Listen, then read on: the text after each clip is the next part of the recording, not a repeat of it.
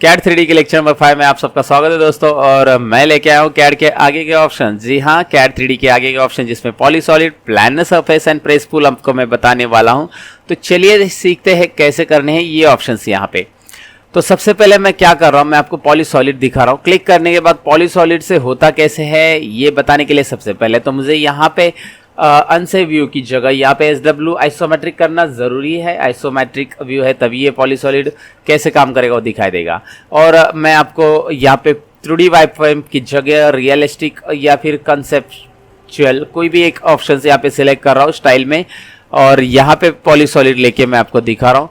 Polysolid लेने के बाद क्लिक करने के बाद आपको दिखाई दे रहा है, एक F8 बटन ऑन कर देता हूँ, एक ऑल की तरह ये आपको दिखाई दे रहा है। इस तरह से एक घर की ऑल बोल सकते हैं आप, ये इस तरह से ड्रॉ हो सकता है।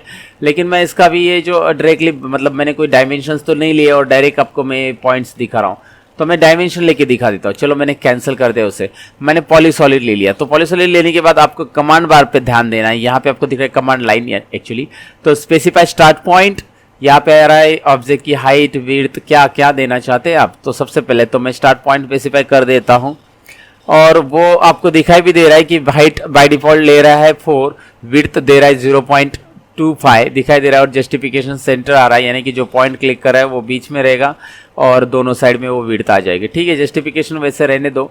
तो फिलहाल मैं यहाँ पे चेंज करना चाहूँगा, क्लिक नहीं कर रहा हूँ। मैं पहले आपको दिखा दूँ कि मैं पहले हाइट चेंज करना चाहता हूँ। हाइट यहाँ पे 4 है, उसकी जगह मैं H इंटर कर देता हूँ, और हाइट मैंने ले ली है 108। हाइट मैंने 108 ले ली है दोस्तों, यहाँ पे हाइट मैंने बढ़ा दी। और विड्थ में 0.2 है, उसकी जगह मैंने विड्थ में 6 कर दिया है यहाँ पे।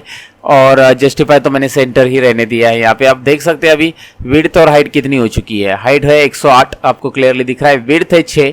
अगर मैं और जूम करूंगा तो आपको यहाँ पे क्लियरली दिख रहा है। जस्टिफिकेशन सेंटर ही रहने दो। तो जस्टिफिकेशन यानी जो पॉइंट मैं क्लिक कर रहा हूँ, ये पॉइंट ऐसे आप देख सकते हैं। यहाँ पे मैं जूम करके दिखा देता हूँ, ये पॉइंट बीच में आएगा और साइड में दोनों, मतलब विड्थ 6 है तो 3 उधर उस टाइप उस तरफ और 3 इस तरफ, लेफ्ट मतलब राइट साइड में 3, लेफ्ट साइड में 3, इस तरह से जस्टिफिकेशन का होता है। तो जूमिंग कम कर देता हूँ, तो यहाँ पे आपको ये ऑल दिखाई दे रहा है कितने का आ रहा है। ये 108 की हाइट नॉर्मली रहती है, तो यहाँ पे मैंने ले लिया 108 इंच, यानी कि कितने होते हैं दोस्तों, 9 फीट। जी हाँ, 9 फीट की हाइट मैंने ले ली है। और 0.5 फीट की यानी कि 6 इंच, आधे फीट की मैंने वॉल की थिकनेस ले ली है। तो यहाँ पे आप देख सकते हैं मैं अभी विड्थ कितना देना चाहता हूँ, मतलब यहाँ पे लेंथ कितना देना चाहता हूँ मैं टाइप कर सकता हूँ।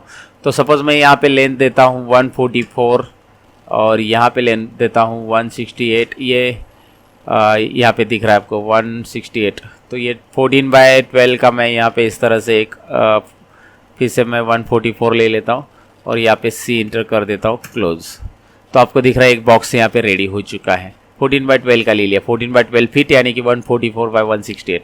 तो ये यहाँ पे बन चुका है दोस्तों। तो ये एक पॉलीसॉलिड कैसे काम करता है मैंने आपको दिखाया, लेंथ कैसे देना है इसमें, विड्थ और हाइट भी कैसे देना है वो आपको बताया। प्लानर सरफेस क्या काम करता है, आप इसको सरफेस देना चाहते हैं तो नॉर्मल एक सरफेस यहाँ पे ड्रॉ हो जाएगा और आपको दिखाई दे रहा है प्लानर सरफेस। मैं आपको इसको घुमा के दिखा देता हूँ, मतलब इसको टॉप व्यू से आपको दिखाता हूँ। तो ये प्लानर सरफेस आप यहाँ पे ऐसा ड्रॉ कर सकते हैं। तो कोई भी ड्राइंग में आपको सरफेस चाहिए तो प्लानर सरफेस लीजिए और इसे आप इस तरह से ड्राइंग में दे सकते हैं। तो ये प्लानर सरफेस है जो कि आप नॉर्मली सरफेस वगैरह ऐड करना चाहते हैं ड्राइंग को तो होता है। यहाँ पे बोर्ड रेडीमेड दिया है। और प्रेसफुल ऑप्शंस होता क्या है मैं अभी बता देता हूँ। प्रेसफुल ऑप्शन सिंपल एक रेक्टेंगल ड्रॉ कर देता हूँ, सपोज एक बॉक्स ही ड्रॉ कर ले यहाँ पे। तो ये बॉक्स यहाँ पे ड्रॉ हो चुका है और मैं प्रेस पुल ऑप्शन से क्या करके दिखाता हूँ क्या होता क्या है। प्रेस ऑप्शन से मैं यहाँ पे क्लिक कर रहा हूँ इसके ऊपर और नीचे प्रेस हो रहा है।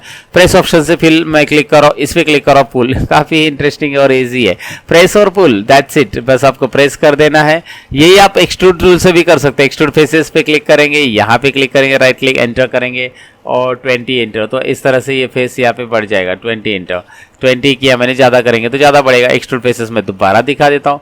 फेस पे क्लिक करना है, लाइन पे नहीं, राइट क्लिक एंटर करना है, 50 एंटर। तो यहाँ पे आपको दिख रहा है ये बढ़ रहा है। वही प्रेस पुल से क्विकली हो जाता है, बट यहाँ पे आपको कोई पॉइंट्स देने की जरूरत नहीं है। आप यहाँ पे प्रेस करो, पुल करो, ऊपर खींचो या प्रेस कर दो, दबा दो यहाँ पे ड्राइंग को नीचे। तो ये तीनों ऑप्शंस मैंने आपको बता दिए। चलिए अब इसके साथ एक ड्राइंग भी बता देता हूँ आपको मैं, एक 3D की ड्राइंग बताना चाहूंगा कैसे बनाते हैं, क्या एक ओवरव्यू रहता है ड्राइंग बनाते समय, क्या ध्यान में रखना है वो आपको मैं यहाँ पे बता देता हूँ। तो चलिए एक 3D ड्राइंग सीखते हैं। तो मैंने यहाँ पे गूगल में पहले से ड्राइंग ओपन करके रखी है, जो कि आपको यहाँ पे दिखाई दे रही है ड्राइंग। तो इसका आइसोमेट्रिक व्यू दिख रहा है, टॉप व्यू दिख रहा है। तो आपको ड्राइंग को 3D में कन्वर्ट करना, मतलब ये 3D ऐसे ही आएगा जैसे आइसोमेट्रिक आ रहा है वैसे 3D रहता है, because isometric it seems 3D but it is not 3D। तो वो घुमा नहीं सकते, लेकिन इस ऑब्जेक्ट को अभी हम घुमाएंगे क्योंकि हम 3D में बना रहे हैं। तो यहाँ पे मैं आपको दिखा देता हूँ रीडिंग क्या होता है कि बाहर का जो सर्कल आपको दिखाई दे रहा है, मैं जूम करके इस ड्राइंग के सामने मतलब आपके सामने लेके आता हूँ। बाहर का सर्कल आपको 60 डायमीटर का दिख रहा है, अंदर का सर्कल 15 रेडियस यानी कि 30 डायमीटर का दिख रहा है।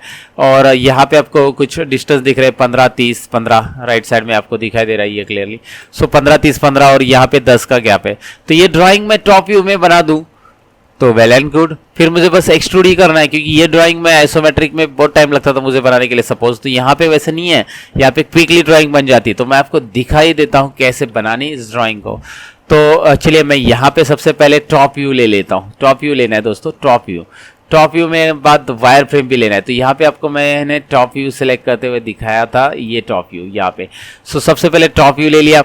तो मैं सर्कल ड्रॉ करता हूँ। सी इंटर सर्कल था 60 का, यहाँ पे आ चुका है 60 डायमीटर का सर्कल, नहीं दिख रहा है जेड इंटर ई इंटर। जी हाँ दोस्तों, जूमिंग ज़्यादा होता है तो आपको जेड इंटर ई इंटर तो करना ही पड़ेगा। और ये यूसीएस को यहाँ से उठाओ भैया।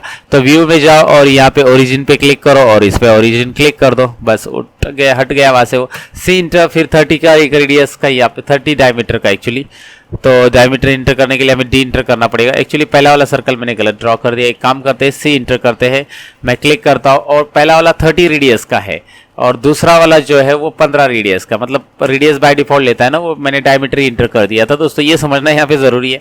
ठीक है, मैंने मेरी गलती तो सुधार ली, आप भी सुधार लो। रेडियस का पहला सर्कल यानी कि 60 डायमीटर, 30 रेडियस यानी कि 60 डायमीटर ये वाला, और दूसरा 15 रेडियस का, ये दोनों सर्कल हो गए।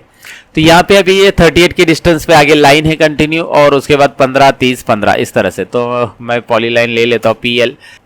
तो यहाँ पे पॉलीलाइन मैं ले रहा हूँ दोस्तों। पॉलीलाइन लेने के बाद यहाँ पे ये 38 है तो 38 ले लिया मैंने। यहाँ पे इस तरफ 15 है जो ड्राइंग में हमने देखा था, यहाँ पे 10 है, फिर यहाँ पे ऊपर आता है वापिस 30 दिया है और फिर यहाँ पे 10 है और यहाँ पे इस तरफ 15 है और यहाँ पे वापिस 38 है।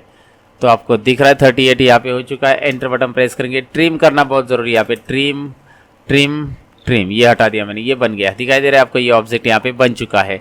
तो इस तरह से आपको यहाँ पे क्लियर करना है। एस्केप बटन, फिर यहाँ पे BO एंटर मैं करूंगा। बाउंड्री क्रिएट करना बहुत जरूरी है। BO पिक पॉइंट बीच में क्लिक करना जरूरी है। ये बाउंड्री क्या होता है मैं दोबारा दिखा देता हूँ। BO एंटर, यहाँ पे पिक पॉइंट और क्लिक और राइट क्लिक। अब ये बाउंड्री से हुआ क्या है, मैं मूव करता हूँ ऑब्जेक्ट को, मैं आपको दिखा देता हूँ। ये ऑब्जेक्ट मैं मूव कर रहा हूँ इस तरह से और यहाँ पे रख रहा हूँ और ये ऑब्जेक्ट जो ओरिजिनल था इसमें ये अलग अलग लाइन थी। तो एक्सट्रूड करते समय आपके ऑब्जेक्ट का ग्रुप रहना बहुत जरूरी है। अगर ये अलग अलग है, जैसे ये अलग अलग ऑब्जेक्ट थे अभी दोनों भी, तो ये एक्सट्रूड नहीं हो पाएंगे दोस्तों। अभी ये अलग अलग मैंने हटा दिए, वैसे भी ये ओरिजिनल हटा दिया और ये बाउंड्री जो मैंने क्रिएट किया था वो यहाँ पे आपको दिख रहा है, क्योंकि बाउंड्री क्रिएट होते समय उसका डुप्लीकेट और उसके ऊपर ओवरलैप होता है। तो ये डुप्लीकेट मैंने मतलब हर साइड में ले लिया मूव करके। तो आपको समझ में आया होगा यहाँ पे ये ड्रॉइंग्स में कैसे आ चुका है। अब मैं इसे SW व्यू में दिखाना चाहूंगा आपको। SW व्यू में ये कैसे दिख रहा है। ओके, अब बस एक्सट्रूड ही तो करना है। एक्सट्रूड EXT इंटर कीजिए, हाइट देना है 20 की, तो इन दोनों को सिलेक्ट कीजिए, राइट क्लिक कीजिए, हाइट दीजिए 20 का और हो गया ये ड्राइंग यहाँ पे दोस्तों। अब मुझे करना है बस सब्सट्रैक्ट, SU इंटर, इसको सिलेक्ट करो बाहर के ऑब्जेक्ट को। सब्सट्रैक्ट के लिए SU इंटर, बाहर का ऑब्जेक्ट का सिलेक्ट किया, राइट क्लिक और इसको सिलेक्ट करके राइट क्लिक। अगर आपने CAD 3D के पहले 4 लेक्चर देखे होंगे तो ये सब्सट्रैक्ट आपको पता रहेगा दोस्तों। और फाइनली मैं आपको दिखा देता हूँ, यहाँ पे इस तरह से ये ऑब्जेक्ट बन चुका है। आप इसे चाहिए तो रोटेट करके देख सकते हैं। ये 3D है तो रोटेट तो हो गए ना भैया, तो आप देख सकते हैं रोटेट हो रहा है यहाँ पे। तो ये इस तरह से एक 3D ऑब्जेक्ट भी इस ड्राइंग में मैंने बताया। और पॉलीसॉलिड प्लानर और स्पेसफुल कैसे करना है ये भी मैंने आपको बताया। तो ये CAD के 3D लेक्चर नंबर 5 है। आगे मैं मिलूंगा आपको कुछ और इंटरेस्टिंग वीडियो के अंदर, लेकिन आप नए हो मेरे चैनल पे तो सब्सक्राइब जरूर कीजिए और ये वीडियो अच्छा लगा तो लाइक बटन पे क्लिक कीजिए। मैं लेता हूँ आपसे अलविदा दोस्तों, तब तक के लिए एक ही कहूँगा, सीखते रहो सिखाते रहो, बाय बाय।